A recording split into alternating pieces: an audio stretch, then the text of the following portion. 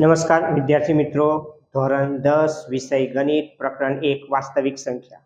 વિદ્યાર્થીઓ, આપણે પ્રમેય 1.3 ની રીતના દાખલાની ચર્ચા કરી રહ્યા છે, જે પૈકીનો સાબિત કરોનો એક નવો દાખલો લીધો છે. 3 + 2 વર્ગમૂળ 5 અસમય છે તેમ સાબિત કરો. વિદ્યાર્થીઓ, આ પ્રશ્નનો ગુણભાર 2 રહે છે. 3 + 2 વર્ગમૂળ 5 અસમય છે તેમ સાબિત કરો. તો વિદ્યાર્થીઓ, સૌપ્રથમ 3 + 2 વર્ગમૂળ 5 સમય છે તેમ ધારવાનું રહેશે. 3 + 2 વર્ગમૂળ 5 જો સમય હોય તો એને આ રીતે દર્શાવીએ: 3 + 2 વર્ગમૂળ 5 = a/b, જ્યાં a અને b પરસ્પર અવિભાજ્ય પૂર્ણાંક છે.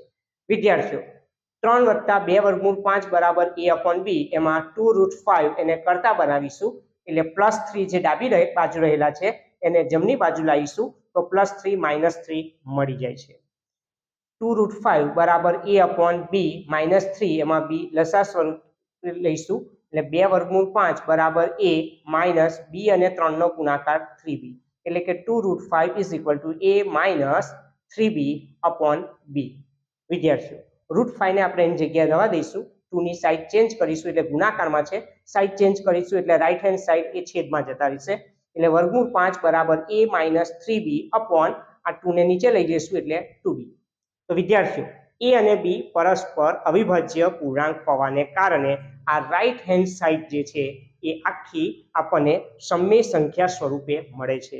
ફરીથી વિદ્યાર્થીઓ બોલું, a અને b પરસ્પર અવિભાજ્ય પૂર્ણાંક છે, એટલે રાઈટ હેન્ડ સાઈડનું જે આ પદ છે તે સમય સંખ્યા સ્વરૂપે મળે.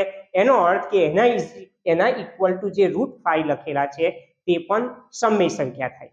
પરંતુ વિદ્યાર્થીઓ, આપણને ખબર છે કે વર્ગમૂળ 5 એ કેવી સંખ્યા છે? અસમય સંખ્યા છે. એટલે આપણે જે લાયા છે તેમાં વર્ગમૂળ 5 સમય સંખ્યા લાયા છે, જ્યારે સાચી વાત તો એ છે કે વર્ગમૂળ 5 એ અસમય છે. એનો અર્થ કે જે આપણે ધારણા જ કરેલી એ આપણી ધારણા ખોટી હતી. આપણે ધારણા કરેલી હતી કે 3 + 2√5 સમય છે, એ આપણી ધારણા ખોટી હતી. એટલે કહેવાનો અર્થ 3 + 2√5 એ વાસ્તવિક રીતે અસમય સંખ્યા છે.